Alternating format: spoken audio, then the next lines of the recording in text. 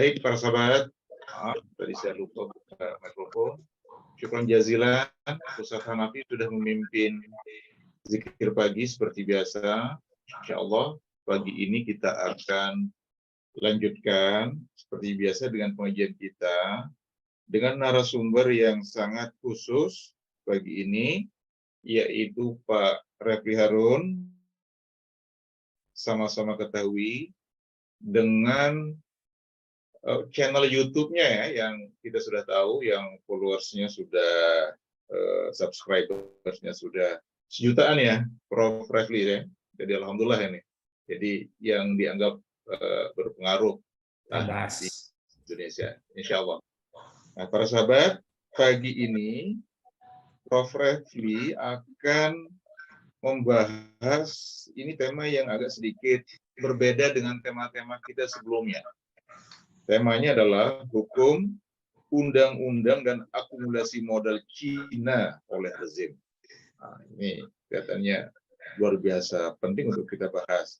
Nah, mengapa hari ini kita mengangkat tema ini yang agak sedikit berbeda? Ini memang ada dasarnya, para sahabat, karena Rasulullah itu pernah bersabda yang artinya, barang siapa yang tidak peduli dengan urusan kaum muslimin, maka dia bukan golongan mereka. Dan barang siapa yang pagi dan sorenya tidak ada nasihat untuk Allah, Rasulnya, dan kitabnya, pemimpinnya, dan umumnya kaum muslimin, maka dia bukan golongan mereka. Nah, atas dasar ini, para sahabat, ini kita mengangkat tema soal undang-undang ya, tentang hukum, undang-undang dan akumulasi modal Cina oleh rezim yang sudah kita sama-sama ketahui. Ini dari dulu sudah mau 10 tahun ya, sudah 9 tahun ini Presiden Jokowi sudah berkuasa, dan kita sudah sama-sama tahu yang tidak perlu lagi saya bahas, nanti akan dibahas oleh Prof. Refli Harun. Baik, ini karena sudah Prof. Refli Harun sudah bersama kita, ini kita langsung saja berikan kesempatan nanti selama 45 menit, nah, jadi sekitar 45 menit, setelah itu nanti ada waktu sekitar 45 sampai 30 menit untuk tanya jawab. Biasanya ini banyak ada saja yang ingin bertanya ke Prof. Refli, jadi kita kasih kesempatan buat peserta untuk berdiskusi. Silakan, tafadhol. Iya, terima kasih Mas Buniyani, dan tadi ada Mas Hanafi juga. Ibu-ibu dan bapak sekalian, Assalamualaikum warahmatullahi wabarakatuh. Jadi saya pakai PC-nya Partai Umat ini untuk menunjukkan bahwa saya pernah dikunjungi oleh Partai Umat di sini. di channel Refli Harun. Alhamdulillah channelnya sudah 2.851.000, hampir 3 juta subscribersnya, dan mudah-mudahan terus bertambah insya Allah. Dan saya hari ini diminta bicara mengenai undang-undang hukum investasi Cina. Nah, sebenarnya saya mau menolak tema itu, karena terus terang kita kan harus ngomong dengan ahlinya, dan saya tidak terlalu ahli, tidak terlalu paham soal investasi Cina dan lain sebagainya. Tetapi mau nolak undangan Mas Hanafi saya agak segan. Jadi saya iakan saja dengan harapan bahwa nanti kita sharing yang saya pahami ya, karena di depannya kan ada hukum dan undang-undang. Jadi kawan-kawan semua, saya tidak tahu panggilannya apa, sobat umat atau sahabat umat atau apa ya. Mudah-mudahan sharing pagi ini bermanfaat bagi kita semua ya. Dan salam dari saya. Ya, kalau kita bicara mengenai soal ini ya, soal investasi Cina, kemudian soal hukum, soal undang-undang, maka pertanyaan di kita yang paling utama adalah apakah kita sudah pada direction yang benar, ya, right direction. Atau sebaliknya sebenarnya kita pada direction yang sudah keliru. Karena kalau kita lihat misalnya pertengkaran atau perdebatan yang ada di society, ya, selalu terbelah dua.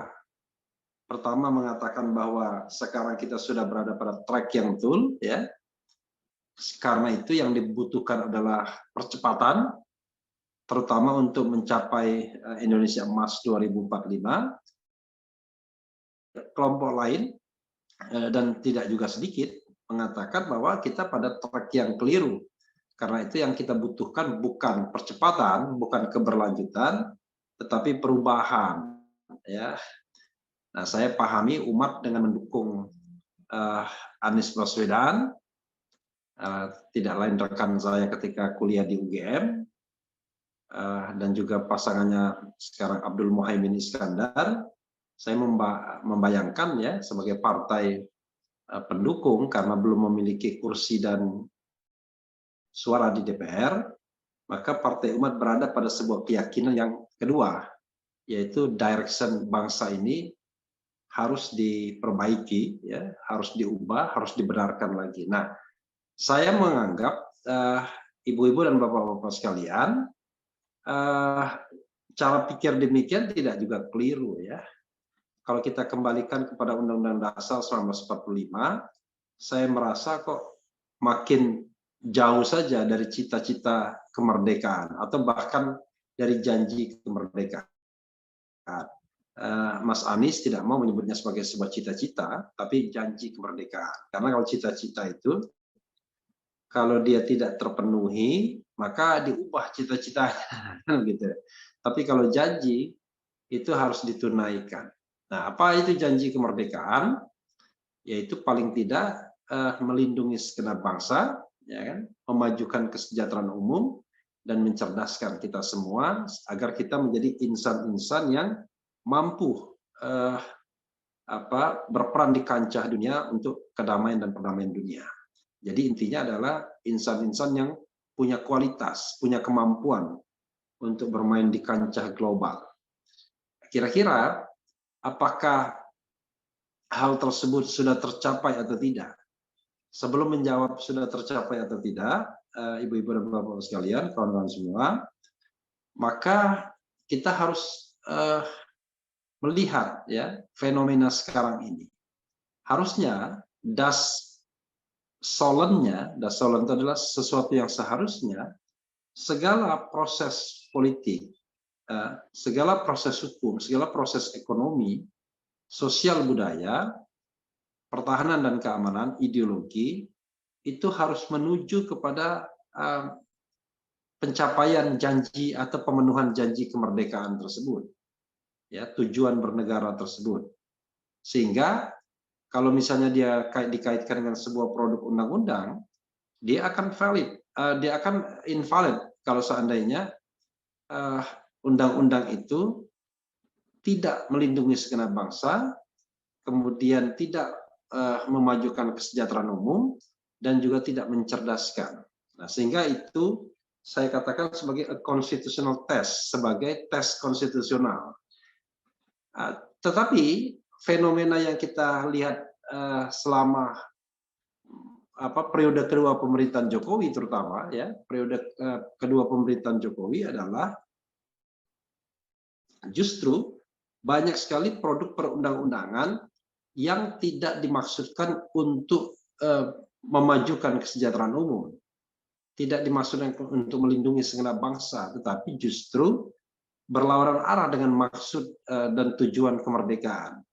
Sebagai contoh, ibu-ibu dan bapak-bapak sekalian, adalah Undang-Undang Minerba, Undang-Undang Nomor 3 Tahun 2000, yang secara sengaja itu justru menciderai dan bahkan saya katakan ini merupakan kejahatan, perampokan terhadap sumber daya alam Indonesia, ketika undang-undang ini yang harusnya dalam undang-undang sebelumnya segala konsesi pertambangan itu harus kembali kepada negara, tiba-tiba mendapatkan perpanjangan selama otomatis 20 tahun, 10 kali 2. Undang-undang ini yang disponsori oleh partai politik tertentu dan juga di-endorse oleh penguasa yang juga pemilik-pemilik pertambangan, misalnya pemilik-pemilik tambang dengan nilai triliunan, ya, entah puluhan triliun atau ratusan bahkan mungkin ribuan triliun, itu akhirnya tidak memberikan manfaat sebesar-besarnya bagi kemakmuran rakyat Indonesia, tapi justru makin memperkuat dominasi kelompok-kelompok tertentu terhadap sumber daya alam yang ada di Indonesia. Itu satu contoh. Contoh-contoh yang lain banyak, ya. Misalnya secara masif digunakan Undang-Undang 1 1946 tentang penyebaran berita bohong. Nah, saya lanjutkan ya. Saya tidak tahu di mana tadi terputusnya, tetapi saya lanjutkan saja. Undang-undang lainnya misalnya yang tidak kompatibel dengan janji kemerdekaan, misalnya Undang-Undang Nomor 1 1946 yang saya sukar menerima nalarnya, yaitu Undang-Undang tentang Peraturan Hukum Pidana yang banyak memenjarakan masyarakat, ulama, dan juga aktivis, menganggap bahwa seseorang itu melakukan atau membuat berita bohong, maka kemudian dengan mudahnya seseorang ditangkap, ditahan, kemudian diadili serta divonis. Terjadi pada ulama seperti Habib Rizik, Habib Bahar, terjadi juga kepada aktivis Syahganda Nainggolan dan lain sebagainya. Bahkan dalam kasus Bambang Tri dan Gus Nur itu hukumannya luar biasa, dituntut maksimal 10 tahun, kemudian divonis di tingkat pertama 6 tahun, dan kemudian dipotong menjadi 4 tahun. 4 tahun pun itu sesuatu yang luar biasa ya untuk sebuah karya buku yang kemudian dimubahalakan oleh Gus Nur, tetapi tidak ada buku tandingannya, tidak ada versi tandingannya. Kedua orang tersebut dengan mudahnya dihukum dan sekarang sudah inkrah. Nah, itu contoh-contoh undang-undang yang tidak kompatibel dengan janji kemerdekaan. Padahal harusnya kan direction-nya ke sana. Kalau kita misalnya masuk kasus Rempang misalnya, kita tidak tahu ya aturan apa yang dipakai untuk merebut tanah rakyat yang sudah menempatinya bahkan katanya sebelum kemerdekaan. Memang di dalam konstitusi kita dikatakan bumi, air, dan kekayaan alam yang terkandung di dalamnya dikuasai oleh negara dan digunakan atau dimanfaatkan sebesar-besarnya untuk kemakmuran rakyat. Kenapa begitu? Maksudnya adalah ya tidak boleh ada wilayah teritorial Republik Indonesia ini yang tidak dikuasai negara, kan begitu. Tetapi penguasaan negara itu bukan berarti selalu ownership, kepemilikan. Penguasaan negara itu bisa muncul dalam banyak hal, termasuk juga perlindungan terhadap hak-hak ulayat. Karena itu di dalam konstitusi yang lainnya dikatakan bahwa negara menghormati ya yang namanya satuan-satuan pemerintahan, kemudian hak-hak adat istiadat dan lain sebagainya. Nah, kawan-kawan semua ya, ibu-ibu dan bapak-bapak sekalian, lalu kembali kepada tema kita ya soal investasi Cina. Nah, ini bagian yang ngeri-ngeri sedap yang saya sendiri sebenarnya tidak terlalu paham ya, sudah berapa banyak investasi Cina yang masuk ke Indonesia. Tapi sekali lagi akhirnya kita harus hadapkan investasi Cina itu pada constitutional test. Pada tes konstitusional, apakah investasi tersebut adalah bagian dari pemenuhan dari janji kemerdekaan tersebut. Karena kita harus kembali kepada babonnya, yaitu setiap upaya oleh pemerintah, oleh negara harus dalam rangka pemenuhan janji kemerdekaan.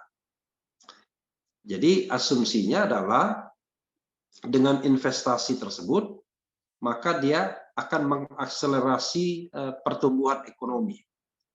Dengan pertumbuhan ekonomi yang lebih baik, maka akan terjadilah yang namanya trickle down effect mungkin, yaitu pemerataan kesejahteraan. Maka negara akan sejahtera, pertumbuhan akan baik, maka rakyat pun akan sejahtera pula. Tetapi yang terjadi, klaim seperti itu, paling tidak kalau kita buktikan dengan angka, ya, ini mohon maaf, karena membuktikan secara kualitatif itu agak susah juga, tapi paling tidak dengan kuantitatif, ya, kita lihat pada pemerintahan Presiden Jokowi ini, semua indikator itu justru negatif. Jadi kita bingung, di tengah masifnya investasi Cina tersebut, justru indikator negatif. Apa misalnya indikator yang negatif itu? Pertumbuhan ekonomi kita paling tidak, walaupun masih dianggap bagus di seluruh kawasan di dunia ini, tetapi lebih kecil, ya, dibandingkan pertumbuhan rata-rata pemerintahan sebelumnya, itu pemerintahan SBY. Angka persisnya saya kurang tahu, ya, tapi kira-kira antara 45, jadi angka 45% itu, ya. Yang jelas ini lebih kecil. Dan kemudian lebih kecil juga dibandingkan dengan target RPJMN, ya, rencana pembangunan jangka menengah nasional. Artinya kalau kita lihat dari indikator itu, jelas pemerintahan ini gagal, ya. Pemerintahan ini gagal di bidang ekonomi justru yang diagung-agungkan. Termasuk juga misalnya bagaimana kemiskinan dan pengangguran. Nanti angkanya kita harus lihat sama-sama, karena saya bukan seorang ekonom, tetapi saya pernah melihat angka-angka seperti itu dan memang tidak baik-baik saja. Termasuk juga misalnya kesenjangan rasio Gini.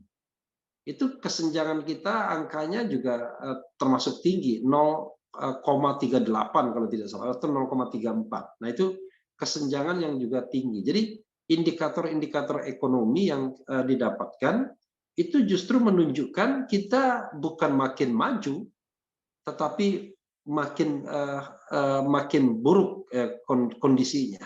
Nah, kawan-kawan semua, ibu-ibu dan bapak-bapak sekalian, saya menganggap bahwa pemerintahan sekarang ini tidak bedanya dengan pemerintahan Orde Baru, di mana pembangunan itu menjadi jargon, ya, menjadi ujung tombak, menjadi mantra. Jadi pembangunanisme. Jadi pendekatannya developmentalis, ya. Pokoknya semua diarahkan untuk pembangunan, semua diarahkan untuk pembangunan. Yang terjadi adalah justru pembangunan seperti ini meminggirkan manusianya. Padahal model pembangunanisme itu sudah sangat banyak dikritik, ya, pada era pemerintahan Orde Baru. Kalau saya lihat misalnya Pak Amin dan rekan-rekan dosen UGM, ya, selalu mempermasalahkan itu pada era pemerintahan Orde Baru yang kita tahu akhirnya ditumbangkan oleh rakyat pada 21 Mei 1998 dengan pengunduran diri Pak Harto sebagai presiden setelah berkuasa selama 32 tahun. Tapi pemerintahan Presiden Jokowi ini kemudian menghidupkan kembali model-model seperti itu. Jadi segala sesuatunya dikorbankan untuk pembangunan, untuk pembangunan, untuk pembangunan. Bahkan investasi itu seolah-olah menjadi mantra juga, satu-satunya cara untuk membuat negeri ini makmur, negeri ini sejahtera. Tetapi indikator ekonominya tidak menunjukkan demikian. Itu yang harus kita kemukakan pertama. Bahkan misalnya kalau kita lihat kawan-kawan semua, ibu-ibu dan bapak sekalian, kemarin saya mengundang seorang ekonom, ya, Profesor Didin S. Damanhuri. Dia menunjukkan sebuah kesenjangan yang luar biasa dengan yang dia katakan sebagai indeks oligarki. Indeks oligarki ini dikembangkan oleh Jeffrey Winters. Dalam indeks oligarki itu dia bandingkan antara 40 orang terkaya di Indonesia, pendapatan mereka rata-rata per tahun, dengan pendapatan rata-rata orang Indonesia secara umum yang disebut kira-kira 4.000 US dollars per tahun.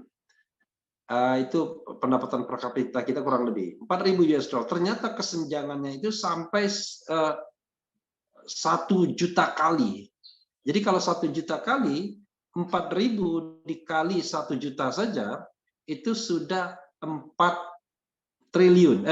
miliar US dollar. Jadi kesenjangannya bisa dibayangkan, ibu-ibu dan bapak-bapak sekalian, yang terendah itu 4.000. 4.000 itu rata-rata pendapatan per kapita kita yang lebih dari 4.000 US dollar juga banyak. Jadi 4.000 US dollar itu berarti kalau dikalikan 1.500 kira-kira 60 juta ya.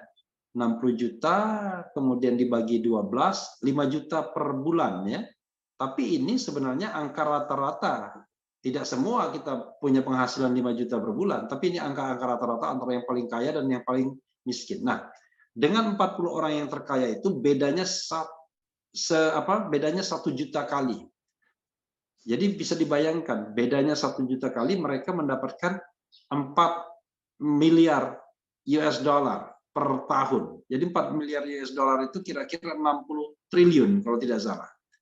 Coba dihitung kembali. Bayangkan antara yang terkaya dan termiskin senjangnya minta ampun, luar biasa. Nah, ini makin menunjukkan bahwa indikator-indikator ekonomi itu tidak menunjukkan hal yang baik.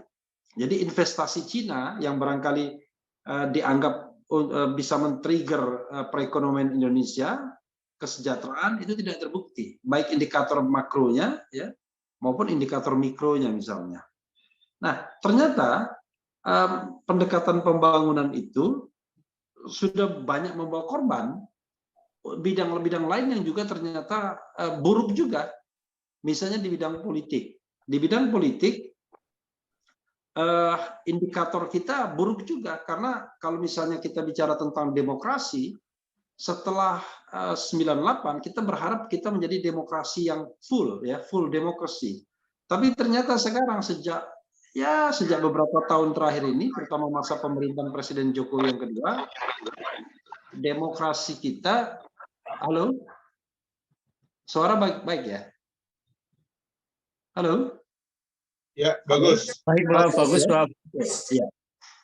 Sejak beberapa tahun terakhir, terutama pada era kedua pemerintahan Presiden Jokowi, itu demokrasi kita tidak bisa lagi dikatakan full demokrasi, tapi demokrasi yang cacat, ya, flawed demokrasi. Jadi demokrasi kita demokrasi yang cacat.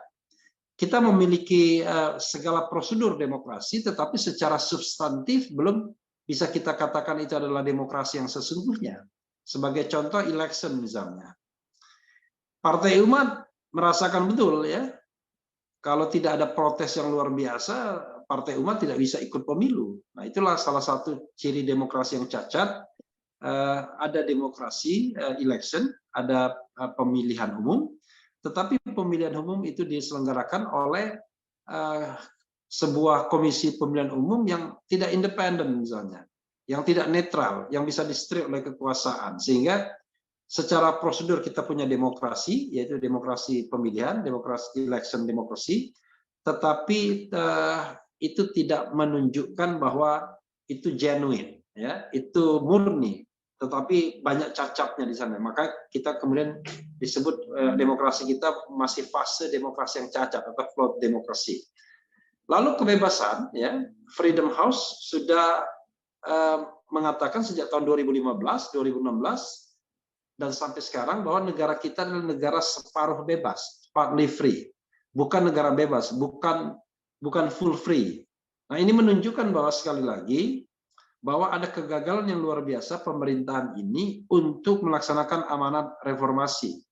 Amanat reformasi kita tahu adalah memberantas KKN, yang paling penting Undang-Undang Dasar 1945, dan tentu saja menegakkan demokrasi dan hak asasi itu sendiri. Karena kita ingin lepas dari cengkraman pemerintahan yang otoriter Soeharto. Otoritarianisme Soeharto kita ingin lepaskan dengan membangun demokrasi yang baik, tapi ternyata kita menghadapi sebuah situasi yang mengarahkan kita, membalikkan kita kembali kepada keadaan di zaman Orde Baru dan sebelumnya Orde Lama. Itu indikator politik. Bagaimana dengan indikator hukum misalnya? Waduh, kalau kita bicara tentang indikator hukum, tadi saya sudah menunjukkan bagaimana penegakan hukum kita, rule of law kita, ya, itu tidak menunjukkan bahwa kita adalah negara hukum, ya, kita negara Rechtsstaat, tetapi kita negara yang berdasarkan atas kekuasaan semata, Machtsstaat. Sebagai contoh misalnya tadi saya katakan banyak orang yang dipenjara bukan karena jahat, bukan karena nyolong uang negara, tetapi dipenjarakan karena kritis kepada kekuasaan. Dipenjarakan karena dianggap menyebarkan berita bohong yang dengan mudahnya diklaim seperti itu.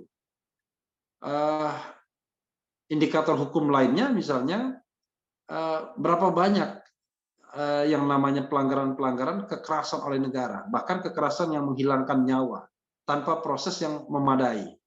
Kasus Kanjuruhan misalnya, kasus KM 50, kasus Rempang dan lain sebagainya. Jadi ini menunjukkan seolah-olah kita ini bukan negara hukum, tapi negara yang tidak ada hukumnya. Lalu kawan-kawan semua ya, indikator lain misalnya kita bicara tentang indikator sosial budaya. Kalau sosial budaya itu kita letakkan pada kohesi sosial, ya, kerekatan kita sebagai anak bangsa, maka sekarang sudah tercabik-cabik dan tercederai. Yaitu seperti ada sosial divisiveness di masyarakat, yaitu pembelahan sosial, keterbelahan sosial dengan jargon-jargon yang kita tahu, cebong, kampret, kadrun dan lain sebagainya. Padahal rasanya sebelum pemerintahan sekarang ini belum ada yang begitu. Tapi rupanya pemerintah saat ini itu tidak berupaya untuk menghilangkan social divisiveness tersebut, tetapi malah memeliharanya. Hal yang sering saya kritik adalah ketika pemerintah memelihara relawan dan buzzer untuk tujuan-tujuan politiknya. Padahal ketika seseorang terpilih sebagai presiden, harusnya dia menjadi become the President of Republic of Indonesia, bukan menjadi presiden para relawan. Itu yang sering saya katakan. Jadi seharusnya ketika Jokowi terpilih sebagai presiden di tahun 2014, ya, harusnya dia membubarkan para relawannya. Karena relawan itu dalam konteks pemenangan. Tetapi ketika relawan itu dipelihara dengan nama dirinya sendiri, misalnya ada yang namanya Pro Jokowi, kemudian Seknas Jokowi dan lain sebagainya, maka sesungguhnya kelompok-kelompok tersebut sudah menggunakan bukan simbol negara, menggunakan nama ya yang harusnya hanya digunakan oleh institusi negara ya atau aktivitas atas nama kepentingan negara. Tapi ini swasta yang barangkali badan hukumnya pun tidak terlalu jelas menggunakan nama itu secara terus-menerus dan memelihara social divisiveness itu. Terus-menerus menghantam orang yang misalnya berbeda pendapat. Padahal ketika seseorang terpilih itu dia menjadi Presiden Republik Indonesia dan dia harus mengayomi semuanya. Baik dia mengapresiasi orang yang sependapat dengannya maupun mengapresiasi orang yang tidak sependapat. Karena kita sudah sepakat bahwa negara kita adalah negara demokrasi. Negara di mana perbedaan pendapat, perbedaan sikap, perbedaan posisi itu harusnya tidak menjadi soal. Justru menjadi vitamin bagi kita untuk menjadi bangsa yang cerdas dan sehat. Tetapi yang terjadi kan tidak demikian. Justru mereka-mereka yang berada di luar pemerintahan yang kritis setiap saat itu diancam dan terancam, termasuk yang ngomong ini berapa kali diadukan ke Mabes Polri ya untuk ditahan dan dipenjarakan, padahal tidak ada satu kesalahan pun yang saya buat dalam pengertian bahwa saya melakukan kejahatan, tidak mencuri uang negara ya, hanya karena misalnya mewawancarai seseorang yang kemudian dilaporkan karena dianggap menyebarkan berita bohong atau menghina dan lain sebagainya. Tiba-tiba kita juga kena. Atau membuat tayangan YouTube merilai sebuah kegiatan, kemudian statement orang tersebut dipermasalahkan. Kalau begitu terus, waduh, setiap saat kita bisa masuk penjara. Ya, kita tidak mungkin menyensor semua pembicaraan untuk memastikan bahwa tidak ada sedikit pun berita bohong, tidak ada sedikit pun penghinaan, lalu baru kita siarkan. Kalau begitu kita tidak bisa menyiarkan siaran langsung. Sebagai contoh misalnya interaksi kita hari ini, pagi ini, yang saya lihat disebarkan di YouTube misalnya. Lalu kalau ada orang yang berkeberatan, dengan mudah mengatakan bahwa saya sudah menyebarkan berita bohong, maka baik saya maupun pemilik YouTube-nya itu akan dikenakan pasal 14 dan pasal 15 paling tidak Undang-Undang 1 1946, yaitu menyebarkan berita bohong yang memunculkan keonaran.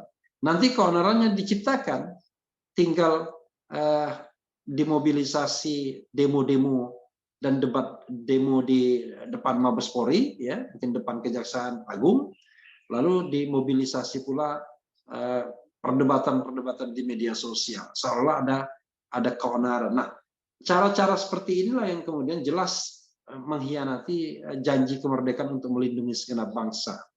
Jadi dari sisi sosial budaya, ya banyak kegagalan. Kalau kita bicara mengenai human capital, ya karena kalau Anies tidak suka dengan human resources kan. Kalau kita bicara human capital misalnya, kemanusiaan kita, ya